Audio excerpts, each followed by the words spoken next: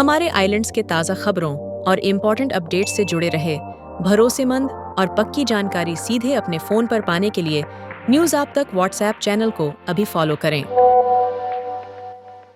मेरे मीडिया के सारे बंधुओं को मेरा नमस्कार, सादर प्रणाम। आज हम महिला कांग्रेस की तरफ से ये प्रेस कॉन्फ्रेंस इसलिए कर रहे हैं कि आप जानते हैं कि पूरे भारत में आज गैस और पेट्रोलियम पदार्थों को लेकर जो किल्लत आई है उसी के विषय में हम आज यहाँ पर मेरी महिला कांग्रेस की बहनें, मेरी वाइस प्रेसिडेंट नीला जी और मार्सिला जी, मेरी जनरल सेक्रेटरी दलजीत जी और सुमारी जी दोनों मेरे साथ में बैठी हुई हैं। हम इसी मुद्दे को लेकर हम आज आपसे बात करने आए हैं। देखिए, आज पूरे भारतवर्ष में जो गैस और सिलेंडर का दाम जो बढ़ा है उसको लेकर लोगों में एक आक्रोश है, लोगों में एक गुस्सा है, क्योंकि अचानक से 60 रुपया घरेलू गैस सिलेंडर के ऊपर में और 115 रुपया जो हमारा जो दूसरा सिलेंडर का ऊपर में बढ़ा है उसी को लेके हम आए हैं। आज देखिए, एक चर्चा का विषय है।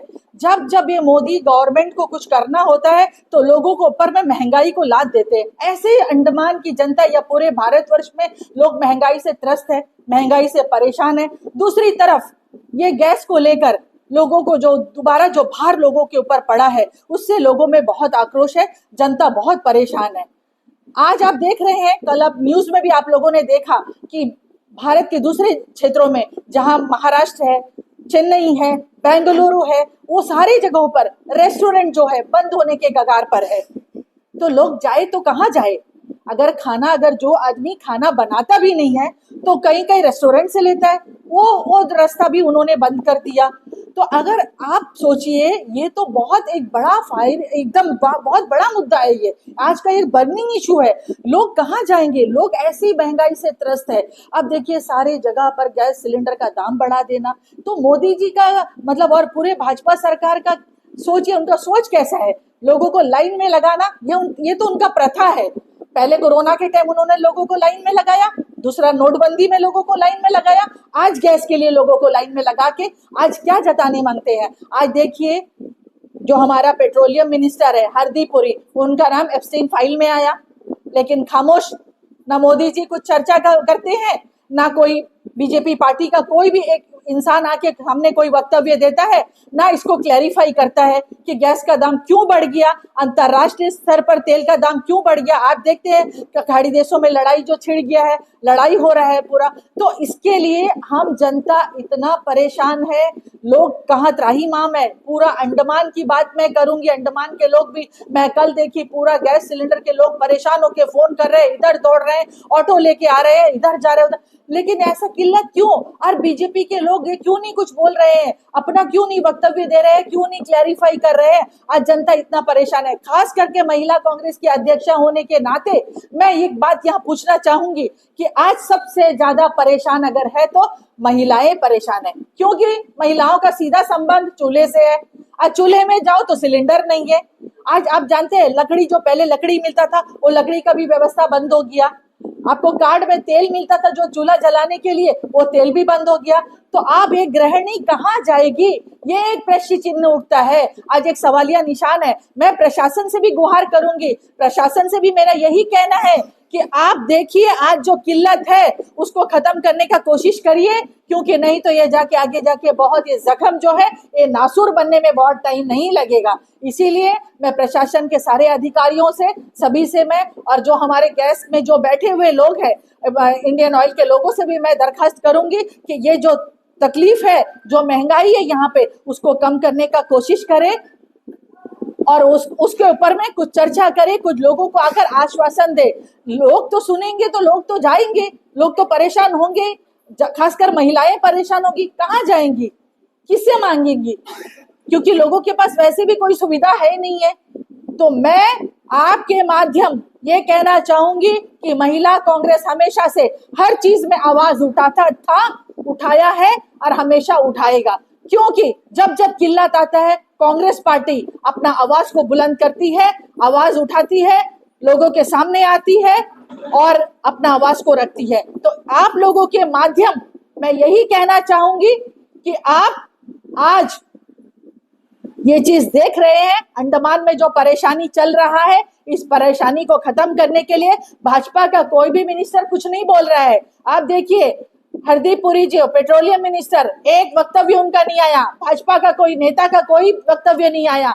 लेकिन कांग्रेस पार्टी लोगों का जब जब परेशानी होगा, चाहे बच्चों का इशू हो, चाहे स्टूडेंट का इशू हो, चाहे महिलाओं का बात हो, तो कांग्रेस पार्टी हमेशा से आएगा। और महिला कांग्रेस, हमारी राष्ट्रीय अध्यक्षा अलका जी के नेतृत्व में हम आज ये प्रेस कॉन्फ्रेंस कर रहे हैं और हमारी आवाज हर जगह जानी चाहिए। लोगों का जो परेशानी है उसको हम जनता के सामने बोल रहे हैं कि हमको ये परेशानी नहीं होना चाहिए। बीजेपी का कोई भी मिनिस्टर, कोई भी अगर सुनता है तो आके अपना वक्तव्य दीजिए, इसको क्लैरिफाई करिए। क्यों गैस कब तक चलेगा, क्यों नहीं बोल रहे हैं आप लोग? ये बोलते हैं कि आप लोग पैनिक हो रहे हैं। भाई, लोगों का ये तो है कि गैस नहीं मिलेगा तो लोग परेशान होंगे, खाना नहीं बनेगा, बच्चे स्कूल नहीं जाएंगे, सारा दारोमदार गृहिणी के ऊपर है। तो एक गृहिणी परेशान होगी तो कहाँ दौड़ेगी, कहाँ भागेगी? तो ये चीज मेरा प्रशासन से भी मैं गुहार करती हूँ कि प्रशासन इसके ऊपर में ध्यान दे और कोई ना कोई एक वक्तव्य दे कि लोग परेशान ना हो, पैनिक ना हो, लोगों को बराबर टाइम में गैस मिले, पेट्रोलियम पदार्थ मिले। और दूसरा, लोगों के ऊपर में अतिरिक्त भार ना आए, क्योंकि एक पेट्रोलियम पदार्थ के दाम बढ़ने से पूरा सिस्टम बिगड़ जाता है। तो सारा चीज के ऊपर में दाम बढ़ता है, चाहे वो सब्जी हो, चाहे और कोई आर्टिकल्स हो, चाहे पल्सेस हो, दाल हो, अनाज हो, सब मेनलैंड से यहाँ आना पड़ता। तो सारी चीजों के ऊपर में दोहरा मार पड़ेगा। तो इसलिए मैं ये कहना चाहती हूँ कि प्रशासन इसके ऊपर में अंकुश लगाए, प्रशासन इसके ऊपर में देखरेख करे, इसके ऊपर निगरानी रखे। ये इतना ही कहकर मैं मेरे साथियों का धन्यवाद करती हूँ और यही आशा के साथ कि प्रशासन इसके ऊपर में गौर करेगा, प्रशासन इसके ऊपर में आवाज उठाएगा। नहीं तो महिला कांग्रेस सड़कों पे उतरने से भी नहीं डरेगी, महिला कांग्रेस सड़कों पे भी अपना आवाज उठाएगी और बीजेपी को सामने लाने में भी कोई कसर नहीं छोड़ेगी। इतना ही कह के मैं आप लोगों का भी और मेरे साथ में बैठे मेरे साथियों का भी मैं धन्यवाद करती हूँ। अब मैं हमारी जो वाइस प्रेसिडेंट है नीला जी से निवेदन करती हूँ कि वे भी अपनी विचार रखें। नीला जी। नमस्कार। मैं सबसे पहले मेरे मीडिया पर्सन को मैं बहुत धन्यवाद देती हूँ कि आप लोगों ने इस तरह अंडमान निकोबार में ये चीज़ दिखाया है कि हर जगह जैसे चांद रोशनी देता है, सूरज प्रकाश देता है, उसी तरह आप लोगों ने आज अंडमान निकोबार के अंदर एक अच्छा रोशनी फैलाया है। मैं सबसे पहले साथ ही मैं जुबेदा मैडम का धन्यवाद देती हूँ कि इन्होंने जब हम लोगों को फोन बताया है, मैडम ये प्रोग्राम, मैडम वो है, हमारी सारी महिलाएं इनके एक आवाज़ से भाग के आती है। कारण क्या है?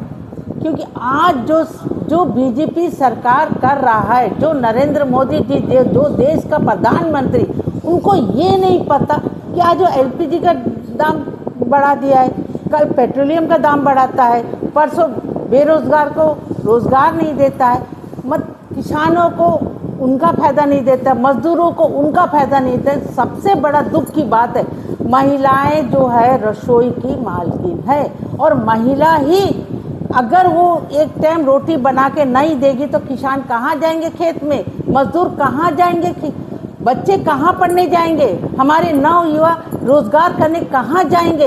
प्रधानमंत्री जी, आप सो रहे हैं, आप जागिए, आप फॉरेन कंट्री को छोड़िए, आप अंडमान इंडिया को देखिए, भारतवर्ष को देखिए। जो भारत की महिलाएं आज रो रही है, बेरोजगार बच्चों की माँ जो मुट्ठी भर अनाज बना के भी अपने बच्चों को देती थी, आज उनके नौजवान बच्चे बेरोजगार रोड पर घूम रहे हैं।